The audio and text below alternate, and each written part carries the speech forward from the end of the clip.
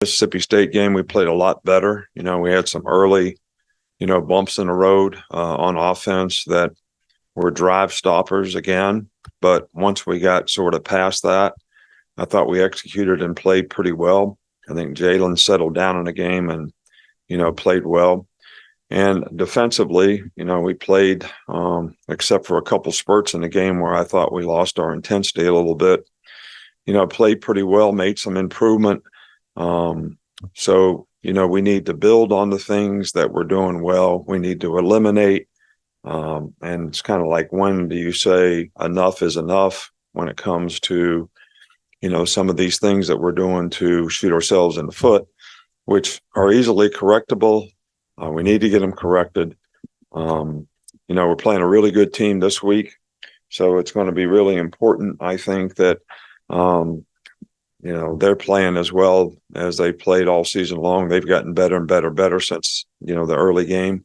And, they got a lot of good players. They're really good on defense. Jimbo does a really good job with them on offense. They got some really good skilled players. So it's going to be really important for us to have the kind of intensity that we need to have throughout the week in practice. It's almost like, hey, we're going to challenge you this week in practice because it's going to be hard in the game. And you need to be locked in all week long, and you need to be ready for the challenge that you're going to get when you play against a good team on the road in a really tough environment. So, this team is, leading the conference in defense. They're very good up front on defense, very difficult to run the ball against. And, they score a lot of points. And, the combination of those two things make them a really, really good team. So this is going to be a real challenge for us. Going on the left, Chase. Connor Talty made a pretty nice solo tackle on a kickoff return Saturday. How confident are you in the specialists as a group, as tacklers, and how often do you throw those guys in a tackle and drill just to make sure their technique is sharp? Well, I hope they never have to make a tackle, if you want to know the truth about it. I mean, one of the worst things that could ever happen to us is one of them, because we have good specialists.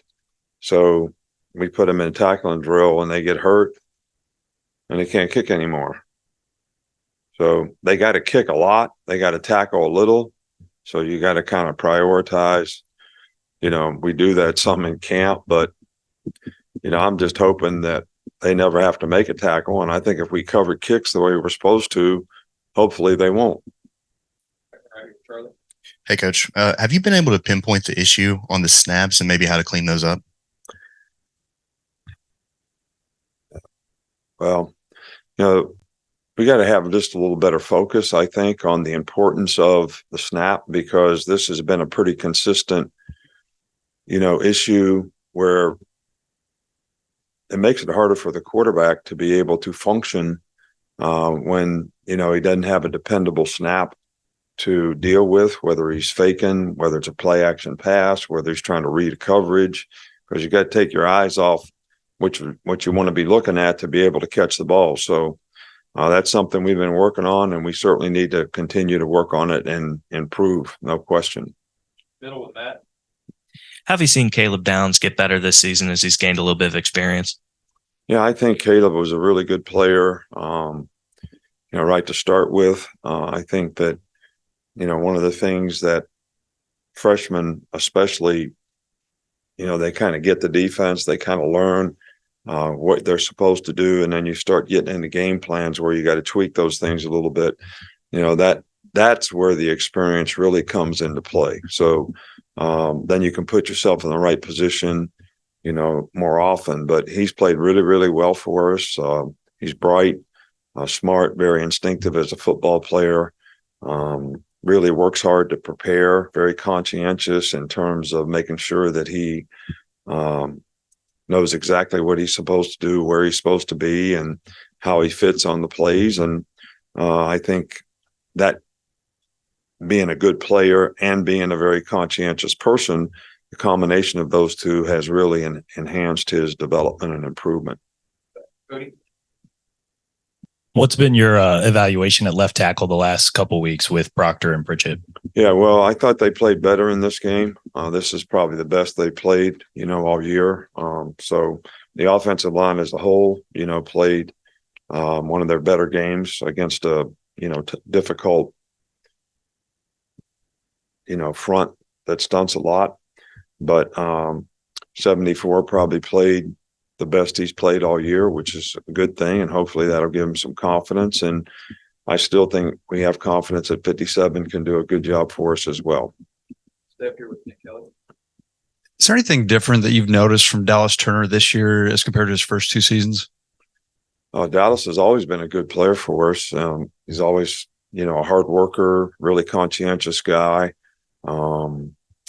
Has a sort of high standard for how he wants to play and do things. And this year, I think he's tried to take on a little bit more of a leadership role in terms of how he can impact and affect other people, on the team, which I think he's done a good job of.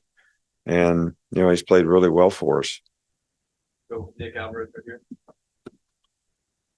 How do you develop a quarterback's internal clock when it comes to either staying in the pocket or scrambling? I don't know how how you going to deal with not having your phone. You're of that generation, that I gotta have it. I think practice. The one thing that you can do in practice and get away with is not have to play with the right time clock, to use your terminology. In terms of the rush is not going to be as quick. You can hold the ball, you can try to figure things out, but then in a game that all changes. So I think to create circumstances in practice where you have to get the ball out on time, and you're constantly talking about getting the ball out on time, I think that's really, really important.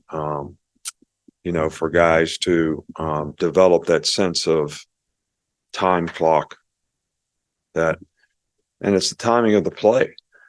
Sometimes when you hold the ball, the play's open for a second, then it closes. So you got to throw the ball on time. That's very, very important. And we got to keep working on that. Down the right with Mike Rodak. We saw Jeremiah Alexander with the inside linebackers before the game. How much was that related to Lawson's injury versus something more permanent? What have you seen from him in general? Well, I think it's something we've been considering. Jeremiah was developing nicely as an outside backer, wasn't getting to play much. So the injury kind of enhanced, this is the right time to do this. I think it could be good for us in the future. Ryan. Coach, before the season, you talked about the cake analogy with the quarterback, but as far as the defense, really a statement win this weekend. Do you use a different analogy, or is it kind of like a cake that never comes out? It's still growing every week.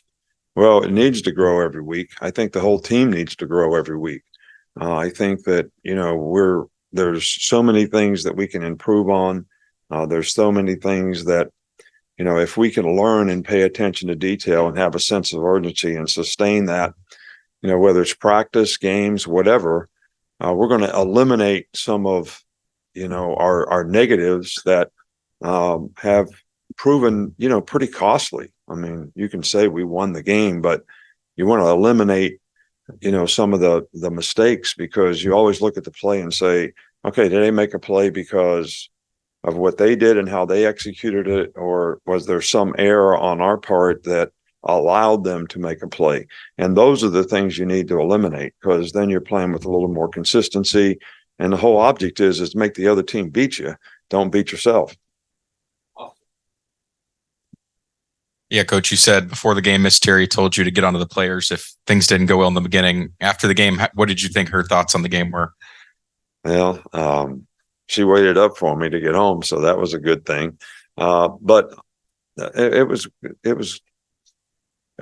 one of the first games she's missed, and didn't go to since we've been here. I think it is the first game, actually. And so, she says she can see what's happening a lot better on TV. So I got coached up quite a bit when I got home. Two more. We'll start in the back. Hey, coach, do you pay much attention to the standings or the rankings at all and with how things are currently shaping up? Are you letting your guys know that everything they want to achieve is still right there in front of them? Look, we're trying to play one game at a time. We're trying to improve our team. I can't tell you where we're ranked. I can't tell you what the standings are. I think everybody kind of realizes, the importance of every game that we play. So the whole focus is, how can we play better? How can we play good? How can we improve? Not worrying about some outcome oriented thing that may happen 2 months from now. I'm focused on, what am I going to do in the next 5 minutes, the next 30 minutes, the next hour, the next 2 hours, the next 3 hours to help us play better as a team. That's all I care about. And I think that's my job. So we got guys like this guy over here who can do standings and rankings and put a poll together and say who should be this and that. And he's good at that. And I thank him for it. And just less time I have to spend doing it. We're getting finished. Joe. Coach Jihad got the start this past weekend. Obviously got the interception, but maybe missed a little. How do you coach him to have correct eyes in the backfield with all the motions and movements that Mississippi State did? Yeah, well, we practice it all week. Discipline, eye control is one of the most important things in playing football. And like, everybody grows up watching the ball. I've talked about this before. So that's how you watch a game. But when you're playing a game, you have specific keys and things to look at. Like if the guard pulls, it doesn't matter which way the back goes. Your key says go this way. When they run a slider, you got to know when you got to fall back and when you don't. All right. So, we just got to keep working and working and working on those things so that, and I think communication, helps that. And we're constantly on the secondary to communicate, because if they communicate, it makes it easier for the linebackers to know what, how, and when and what they're supposed to do. So, Jihad makes a lot of plays and he's developing nicely at the position. But experience is going to be critical for him to continue to grow and develop. All right, thanks, Joe. All right. Thank you.